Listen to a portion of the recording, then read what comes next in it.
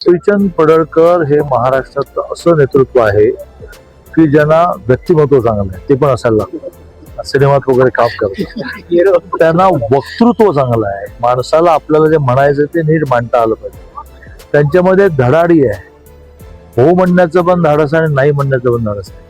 बरेच जण हो हो म्हणतात पण त्यांना नाही म्हणता येत. आणि त्यामुळे राजकारणामध्ये टायमिंग साधणं ज्याला म्हणतात, वेळ बरोबर साधणं, ते गोपीचंद पडळकरांना व्यवस्थित. ही पार्टी ही कुठल्याही कर्तृत्ववान माणसाला फार वेळ बेटिंग करायला लावत नाही. पडळकरांना मंत्रिपद लवकरच.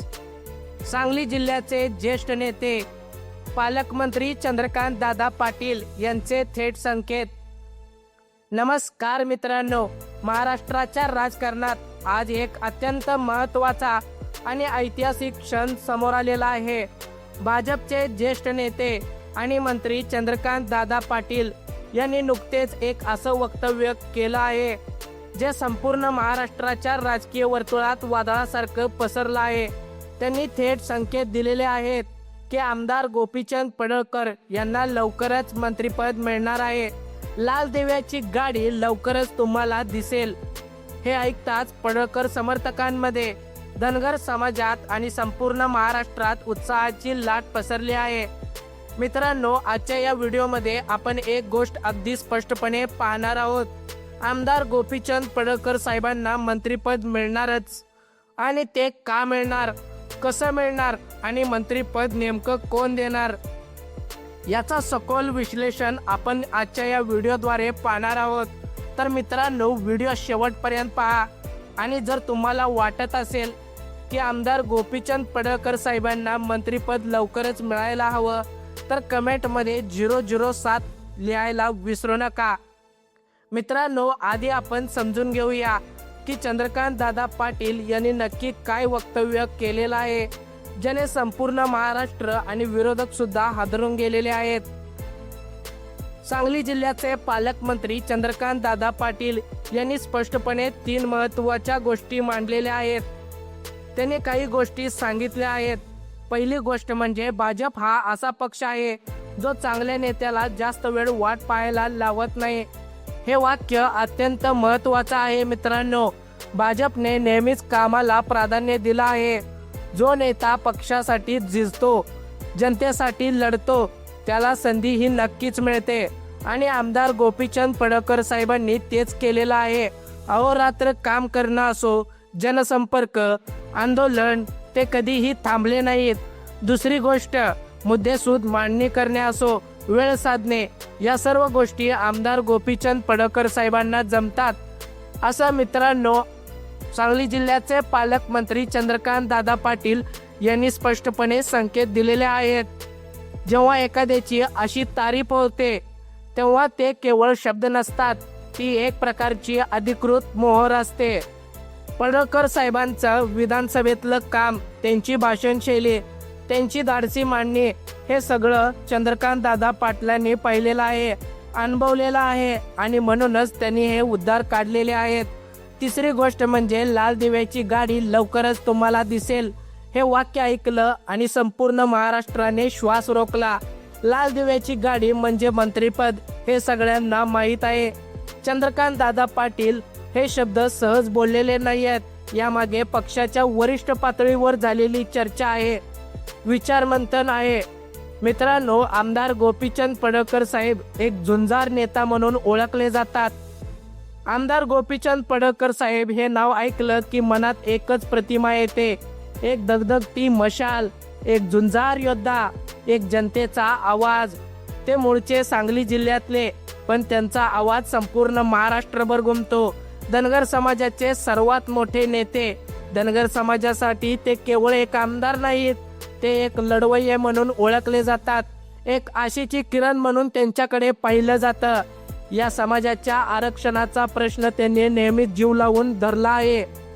अनेकदा एकट्याने लढाया दिल्या आहेत. रस्त्यावर उतरणे असो, आंदोलन करणे, विधानसभेत आवाज उठवणे, पडळकर साहेब कधीच मागे सरले नाहीत.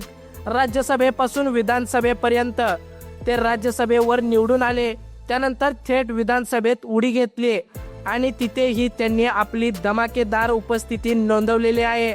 मित्रांनो, विधानसभेत त्यांची भाषणे म्हणजे एक वेगळाच अनुभव असतो.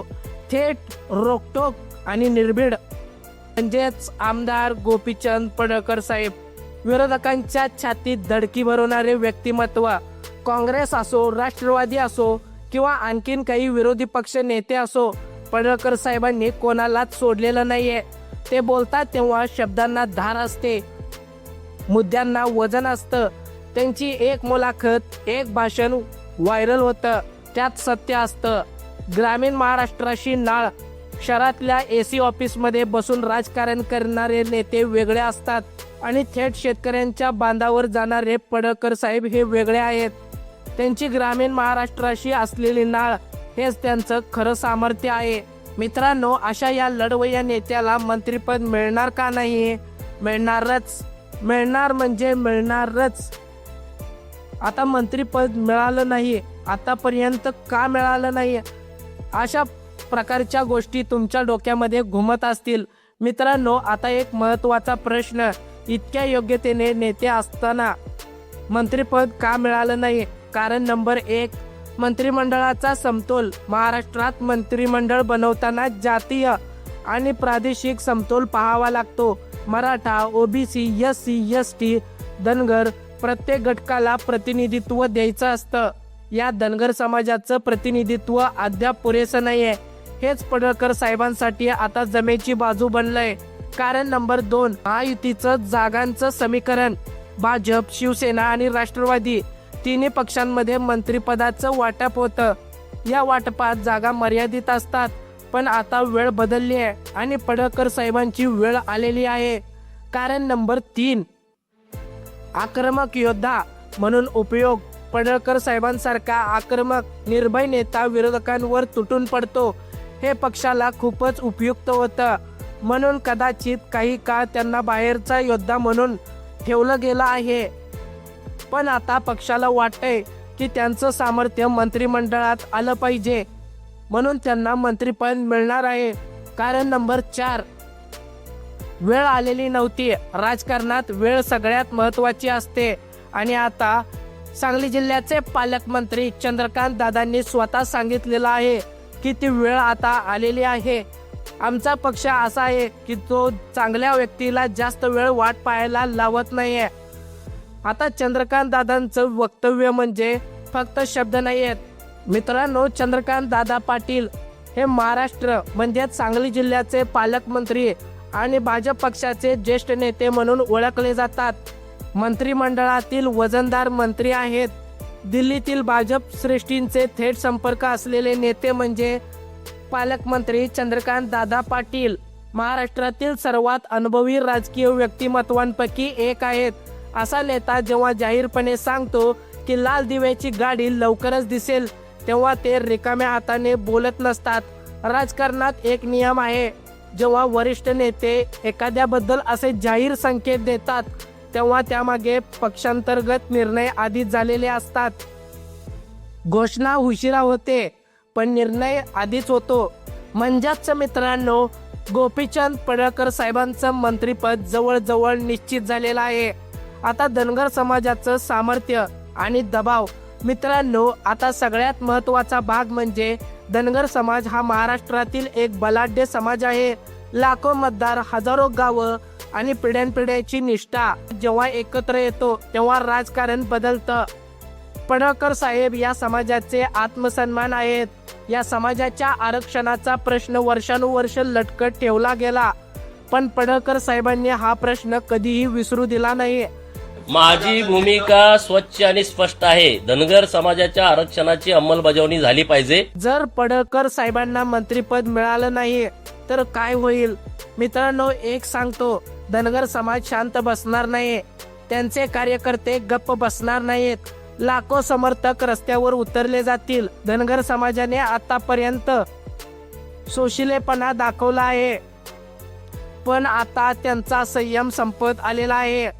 त्यांना त्यांच्या नेत्याला मंत्रिपद मिळालेलं बघायचं आहे आणि ते मिळणारच. धनगर समाजाला दुखवणं म्हणजे लाखो मतांवर पाणी सोडणं आणि हे कोणताही शहाणा पक्ष करणार नाही.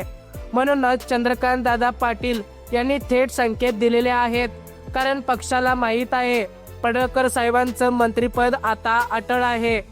मित्रांनो, पडळकर साहेबांची कार्यशैली आणि मंत्री होण्यास पूर्णपणे पात्रता बघायला गेलं तर मित्रांनो, मंत्रिपद देताना केवळ राजकीय समीकरण नाही बघत, त्या माणसाची भाषणशैली, त्या व्यक्तीची भाषण कौशल्याची पद्धत, मुद्देसूद मांडणी करण्याची पद्धत ही बघितली जाते. विधानसभेतली कामगिरी, पडळकर साहेब विधानसभेत जेव्हा बोलतात तेव्हा सत्ता पक्ष लक्ष देतो, विरोधक अस्वस्थ होतो आणि जनता टाळ्या वाजवते. त्यांचे प्रश्न मुद्देसूद असतात, आकडेवारीसह असतात. हे चंद्रकांत दादा पाटील यांनी स्वतः अनुभवलं आहे. आता जनसंपर्काची ताकद बघायला गेलं तर मंत्री होण्यासाठी जनतेशी नाळ असायला हवी आणि पडळकर साहेबांची नाळ थेट शेतकऱ्यांशी, कामगारांशी, तरुण पिढीशी जोडलेली आहे. ते पोहोचतात जिथे इतर नेते कधीही पोहोचत नाहीत. ते विचार मांडतात जिथे इतर नेते विचार करू देखील शकत नाहीत. मंत्री असा असायला हवा जो सत्य बोलायला घाबरत नाही. पडळकर साहेब हेच करतात. कोणाच्याही दबावाखाली ते झुकले नाहीत, आजपर्यंत नाही, उद्याही नाही.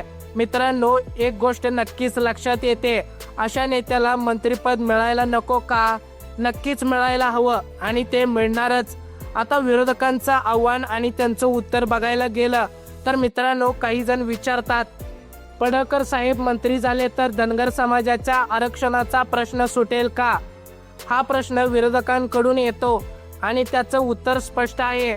आज धनगर समाजाचा प्रश्न कोण मांडतोय? पडळकर साहेब रस्त्यावरून, विधानसभेतून, मुलाखतीतून. जेव्हा तेच मंत्री होतील तेव्हा काय होईल? तो आवाज थेट मंत्रिमंडळाच्या बैठकीत जाईल. निर्णय घेण्याची ताकद त्यांच्या हाती येईल. आरक्षणाचा प्रश्न सोडवण्याची संधी मिळेल. विरोधक आज टीका करतात कारण त्यांना माहीत आहे की पडळकर मंत्री झाले तर ते स्वतः कमकुवत होतील. पडळकरांची ताकद हीच विरोधकांची भीती आहे. मित्रांनो, आजचा सारांश एकाच वाक्यात सांगायचं झालं तर आमदार गोपीचंद पडळकर साहेबांना मंत्रिपद मिळणार हे आता केवळ वेळेचा प्रश्न आहे. चंद्रकांत दादांचे संकेत स्पष्ट आहेत. धनगर समाजाची मागणी अटळ आहे. पडळकर साहेबांची योग्यता सिद्ध आहे. पक्षाची गरज उघड आहे आणि सर्वात महत्त्वाचं म्हणजे धनगर समाज आणि पडळकरांचे लाखो कार्यकर्ते शांत बसणार नाही. हे आता स्पष्ट झालेलं आहे. ते रस्त्यावर येतील, आवाज उठवतील, दबाव आणतील आणि तो दबाव मंत्रिपद आणेलच.